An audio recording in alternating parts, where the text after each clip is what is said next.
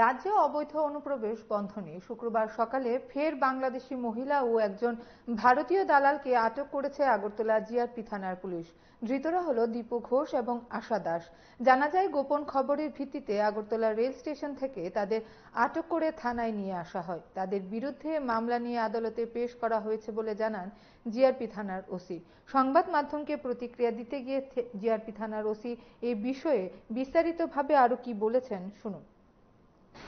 আজ আমাদের আগরতলা জিআরপিএস থানার ওমেন অফিসার কণা দত্ত, অন্যান্য মহিলা স্টাফ আমাদের যে রুটিন চেক আপ হয় সকালবেলা আগরতলা রেল স্টেশনে, সেই চেক আপে বের হয় এবং বেরোয় একজন বাংলাদেশি মহিলা এবং একজন ইন্ডিয়ান বর্ডার টাউটকে ধরতে সক্ষম হয়, যাদের নাম যথাক্রমে দীপ ঘোষ, বাবার নাম দুলাল ঘোষ, তার বাড়ি ওয়েস্ট বেঙ্গল, আর যে বাংলাদেশি মহিলা তার নাম আশা দাস, তার বাড়ি বাংলাদেশের রংপুর ডিস্ট্রিক্টে।